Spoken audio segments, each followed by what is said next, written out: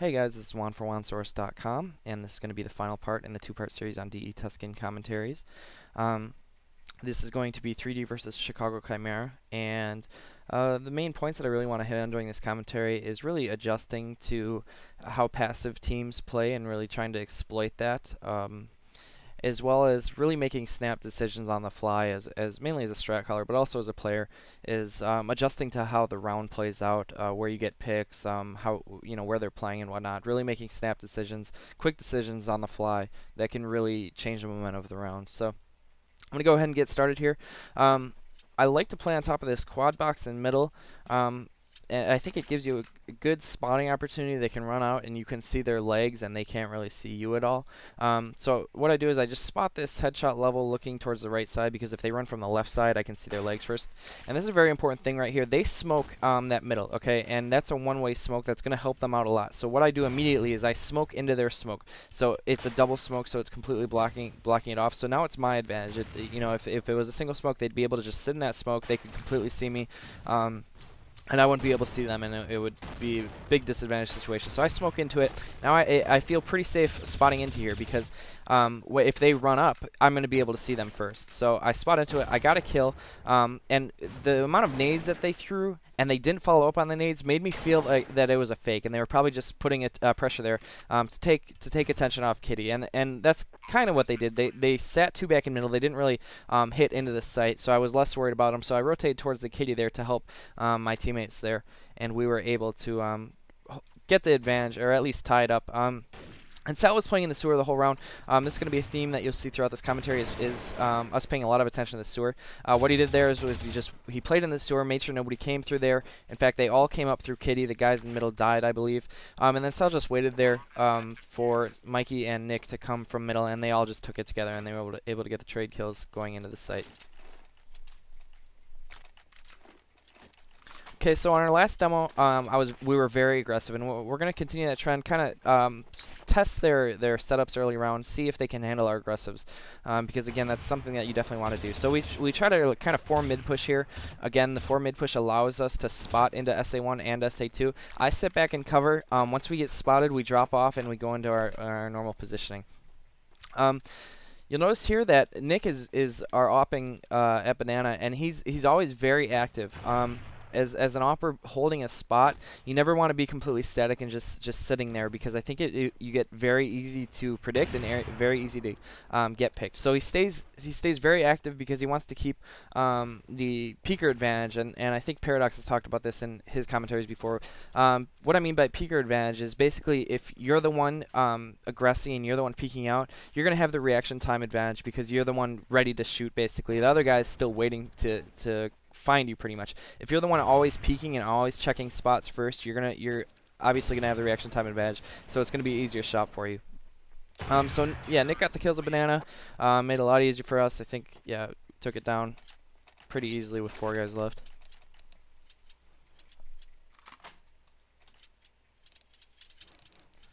Again, I'm going to show Nick's point of view here. Just how he's very aggressive here, never sticking in just one standard spot. And he, again, jumps out and just gets a pick because he has that time advantage right there. And he got the pick on the guy, just barely peeking him. And so I'm going to shift over to Mikey here. Nick got the pick at Banana, meaning they're probably going a little bit towards that direction there. I think he called the bomb down. So Mikey figures that they're probably going to be coming up, splitting on him. Because there's only 1 or 2 at Banana. So he decides to push that, flash it, and peek it, and he was able to get a couple kills there. Then he drops back to a very good spot here because we're at the advantage here, so obviously doesn't want to just go in the site since our teammates aren't there yet. He wants to wait for everybody to get there before he kind of attacks here, and then we can hit it together. Stevenson hit a nice shot on it. Now, Sal and I kind of play this poorly, in my opinion, looking back on it. Now we're split up right here. Now, Stevenson could easily come out, get a kill on Sal, and then it brings it down to a 1 versus 1 right here. So I think what we probably could have done, we had a lot of time there. Even though he was pretty low time, I don't know, I guess it's debatable whether we split up there because Sal could pressure him when he planted the bomb. But I think another good option there would have been to run back short, meet up with Sal, and then we could just run to the site together at the same direction and ensure that we get at least a trade kill. So on the second round, we were aggressive. that's the only round we've been aggressive so far. We're going to try it again one more time, even though our passives have worked, so this could be a questionable call also. We aggress into here. I talked about in the last demo, once you clear this SA1, you want to rotate back to the other side because they're likely going through here. Now, I think this was a little bit questionable also for Sal to do this, to push all the way through. Now, had it worked, it would have paid off big time, but I think since there were no calls from our guys at the storage area too, that they were coming up into banana, into short, that it was likely that someone was still sitting back in T-spawn. And so, you know, had they been committing to banana at that point, I think Sal's flank would have been good. But I think what Sal could have done is he could have just went into this storage area 1 over here, and he could have probably just sat in like this area right here, and just waited for them to come out until there was a call made at banana, and then he could have started flanking. But Sal died there, kind of put us in a bad situation here. A lot of us are low health. Mikey's not in a great spot right here, but he still manages to get a kill somehow. I guess he didn't pre-fire that spot. He got 2 kills, which is pretty amazing. Now it's down to a 1 versus 1. I have 1 health right here, and I hear him planning right here. Now, he might have heard me step right here. Either way, I don't think this is a great angle for the counter-terrorist to peek it, because I think the other guy has the advantage. He saw me before I saw him there. I think since I was kind of halfway between middle and catwalk there, or Kitty there, I think Kitty probably would have been that better option. It's a little less expected, and I'd probably have a better chance if he was hiding more towards the sewer boxes or towards the in the little closet there, to my direct right now. Okay, so again, I really like spotting these this middle from on top of these boxes, either the left or the right side. I switch it up from time to time. And again, using my smokes to double smoke. Now, once those double smokes are up, I feel very comfortable picking this middle. There's a slight gap on the left side where it's not completely smoked, so that's where my most of my attention is going to go, since they can't see me through that double smoke here. But I think a mistake that I make here is that I stay for a little bit too long. Now those smokes are fading. In fact, one of the smokes faded, and so there was only 1 smoke up there for about 4 or 5 seconds there, and he saw me through it. So I probably peeked that for a little bit too long there. I get killed in middle, and so when those guys hit up middle, it makes it very difficult for our guys to hold, especially if they're getting pinched from the sewer. Just not a good situation there.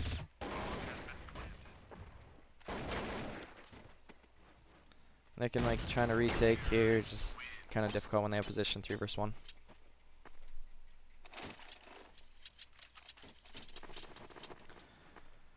Okay, so I think on that last round they took towards sewer. Oh, I'm sorry, we're aggressing here, and we pushed down in the SA1. Now I think we're 0 for 2 now on aggressive. So one time we pushed through. There's nobody there, but we still lost the round because I think we're a little bit over aggressive. Here we pushed in.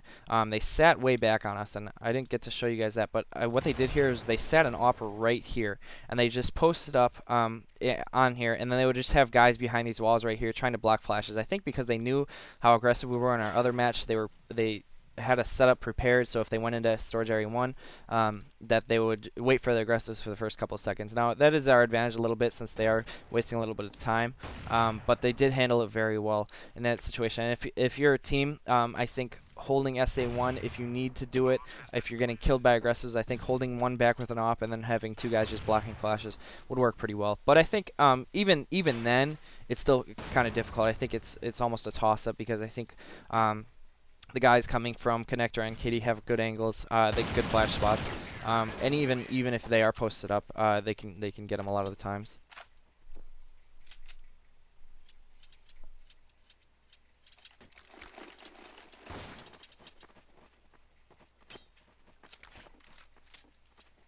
Okay, see again, this is kind of what they're doing. Now that Opera is a little bit aggressive, that's a little bit questionable. I don't think you want to have your opping lead in a lot of situations like that. But they did have a pretty good crossfire there with their AKs there.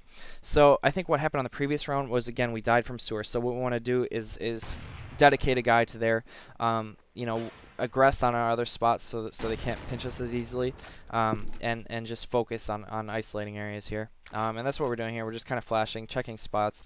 I'm spotting mid pretty aggressively. Once Mikey gets the kill, I think he called. No, I'm sorry, he didn't call.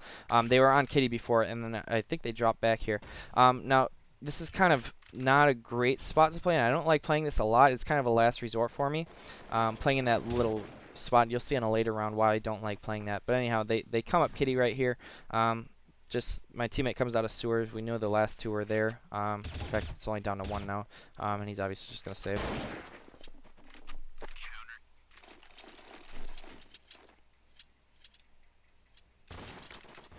Okay.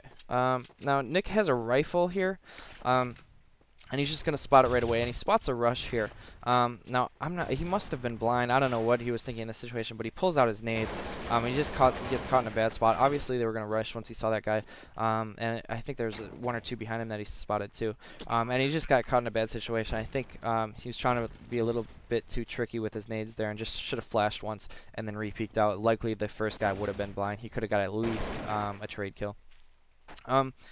Right here, down to a 3 versus 3. I'm just waiting for my teammates to rotate here before I take in the site. Try to get any picks here. But now it's down to a 1 versus 3. I get 1 kill. I decided I should probably go for it. We have a lot of money. Get the second kill, and I come in right here. I figured I have to go straight for the bomb. I have no other choice. Otherwise, I could try to just kind of stay there and try to make him die. So he loses gun, but I figured the money situation was probably pretty about even, and it was going to be last round, so either way he was going to be able to buy out. So I decided to just take a chance. Maybe he ran away, just go straight for the defused. That's pretty much the only option I had.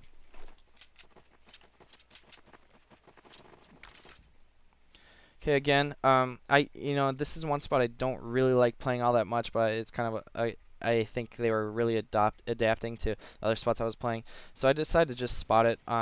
Into that little connector right there. I don't think it's a great shot for me because it's somewhat difficult to see him. But we did get an entry kill, and now it's 4 versus 5 here. Sal is in the sewer. I think that's who we just killed. So it's not as likely that we'll have to worry about the sewer. So that Sal could probably come out, double up with Kyle, and I can just spot middle. Since I don't have them doubling up on Kitty, I feel that I have to play this mid a little bit back because I think I could get shot from Kitty pretty easily since I think they're playing pretty passive there. So I go into this little hallway, and again, this is why I don't necessarily like it all the time because I just get flash and then they run up my middle. Had they not been prepared for that, or had they gotten pinched from Kitty, I think only one guy went Kitty. Had they had more guys going there, I think it would have been a much more difficult situation for our guys to hold that because they just flashed me up. They knew where I was, and then they just wrapped on the site and killed one of our guys. And it could have been a lot worse than it was there. I think that spot is just a little bit too passive in most scenarios. Although, yeah, like I said, it's kind of a last resort option. So kind of looking back on that half, they handled our aggressiveness really well as opposed to the Optics who just couldn't take our aggressive at all, and I think we won that half 5-4. Although it could have been better because we were just playing pretty static for the most part. We were playing back, although we did win a lot of rounds when we played back. I think we were 0 for 3 on aggressive rounds and like 5 for 6 on passive rounds. But we could have been more smart about our aggressiveness, I think. I think what we could have done is instead of just rushing at the very beginning of the round, is done more middle round aggressives. I think that's a good way to adapt to a team that handles your aggressiveness early on. Is because they'll waste a lot of time early on just holding push, and if they can do that successfully, it's hard for you. But since they're wasting time, they're going to have to commit middle round. I mean, it's pretty much guaranteed that they're going to have to commit middle round. So that's when you want to push. Just flash and push up. And I think we could have done more of that on like Kitty and 2 pushes Kitty and 2 pushes Banana middle round to pretty much catch them when they're executing.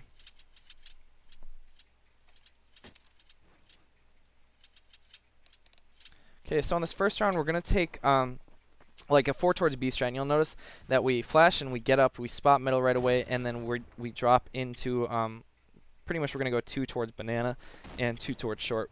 Meanwhile, Sal is just putting a little bit of pressure towards A. Again, notice Nick's peeking style here. We've covered this in an article too, but I think it's very important. Is he always wants to be very active here, not just walk picking, because I think it gives them a reaction time advantage. Again, Nick just keeps jumping up, checks that spot, he gets the pick, it clears the site for us, so we decide to explode in right here. I go into the site, and he pushes us, but since our guys were splitting from short, and the short player rotating in the site, they were able to come through short here, get the bomb plant down, and get in a pretty good positioning right here. Sal was, again, the mid flanker. he was just kind of putting pressure on A. So again, he rotates through banana, got a pick there. Now it's down to a 2 versus 2. And Kyle and Mikey getting very good spots here. Kyle is in this little elbow room, and Mikey's in, I really like this spot right here. I think you can block a lot of flashes. They don't really check it first, and you can really spot well. So Mikey gets right here. He gets the guy coming into the site with an op. And then Kyle comes around the backside, which was a good flank. DeBear had a nice shot on him, but then Mikey got the trade kill.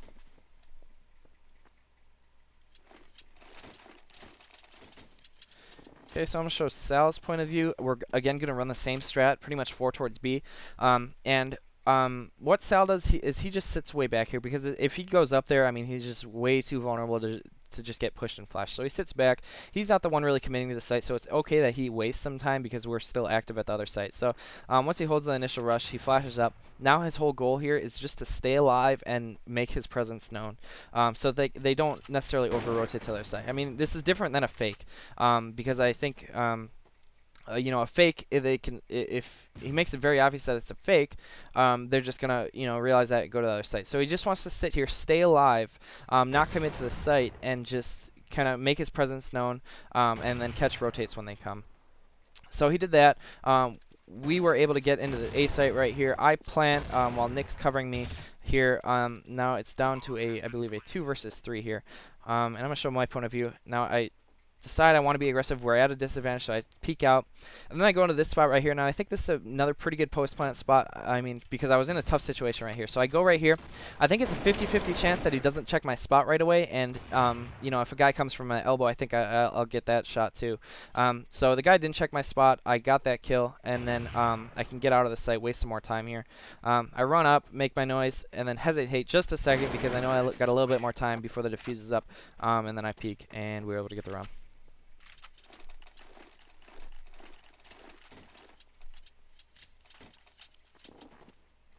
Okay, so that strat has worked 2 out of 2 rounds. We're pretty much just going to keep doing the same thing until they show an ability to adjust. But what we're doing here is just taking it really slow.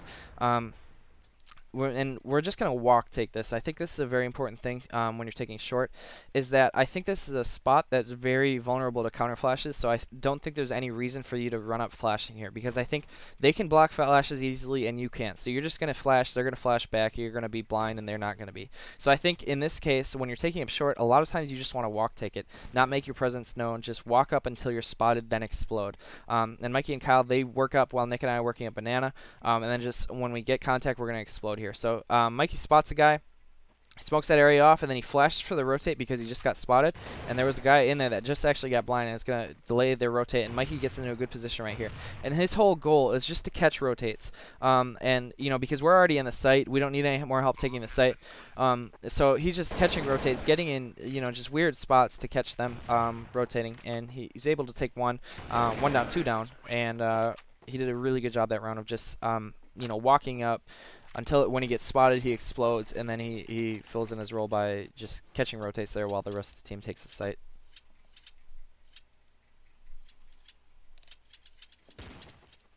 Okay, so you know, I changed the strat this round because I think they were playing a little bit heavy towards B there, even though we won the round. So what happened here was Kyle got the kill sewer, and we were originally just going to do a mid sewer kitty split, but once Kyle gets the kill sewer, we really have to make a split decision right here. We either have to, because they're going to start rotating to A now that we kill the sewer, we either have to rush kitty really quick, as soon as we get up here, or fake it and just rush towards B. We have to make a quick decision. And I think kitty is a lot better decision here than middle, because once we kill the sewer guy, that means usually the sewer guy and the kitty guy play together. So there'll probably only be one guy left kitty, if that, and we can pinch on him really easily. And so we smoked up middle and just hit up kitty. Instead of hitting up middle, we may be running into a crossfire, you know, and plus guys are going to be rotating from middle. We just ran up kitty, and we were able to take in the site pretty easily. And he's obviously just going to be saving.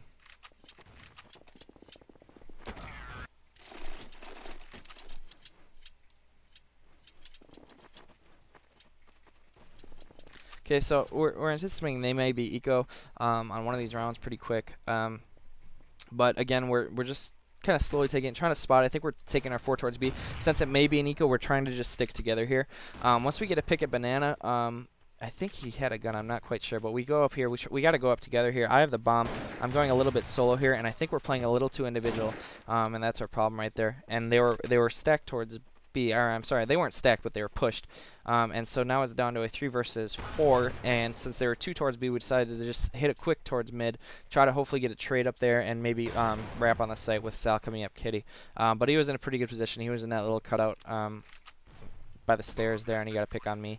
Mikey got on the site. Now it's down to a 2 versus 3, which certainly isn't a bad situation. We have bomb planted. Sal's stuck in this, or I'm sorry, Mikey was stuck in the site, and Sal was stuck in that closet. Had we gotten that kill on the sewer guy, I think that would have worked out really well, actually, but we didn't, even though he only had 7 health left, but we couldn't pull off that run.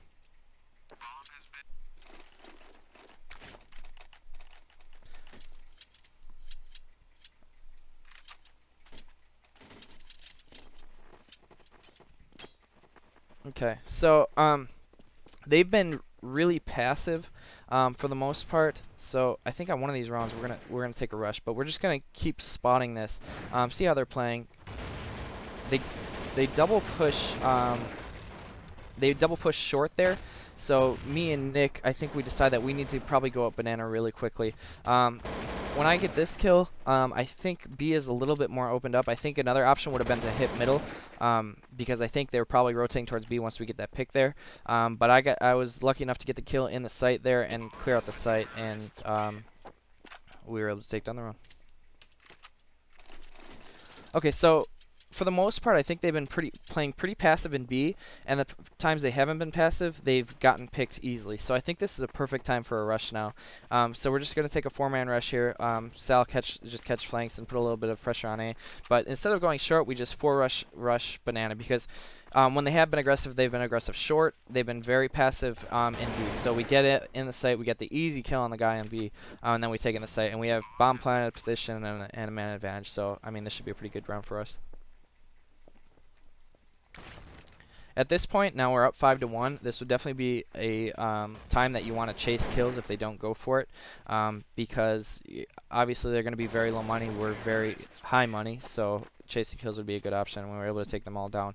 Now they're going to be very low money, and they're probably going to have to save, and it looks like that's what they're going to do here. So I don't know if I anticipated this or not. It will probably be an eco. So we want to play it as such. We want to just try to stick together here. Play back, check any early round aggressives, and then just explode one side. And I didn't anticipate this. We're all going towards one way.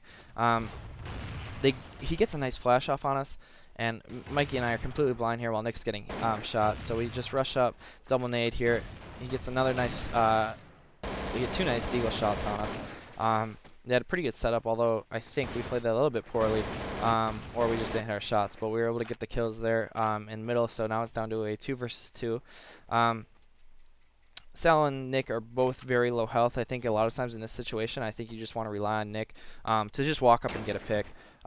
Sal, I don't know, miscommunication there, Sal TKs, but gets a nice shot on the guy there in clay. Now he has 27 seconds here. He has a lot of options. He decided to just flash in there, I think, which was probably a good idea. He flashed in there. He just got a little bit unlucky. DeBears peeked at the pretty much perfect time there and got Sal rushing into the site. Had that been a split second different, DeBears probably would have been blind. Sal could either, peeked out on him or got the plant down.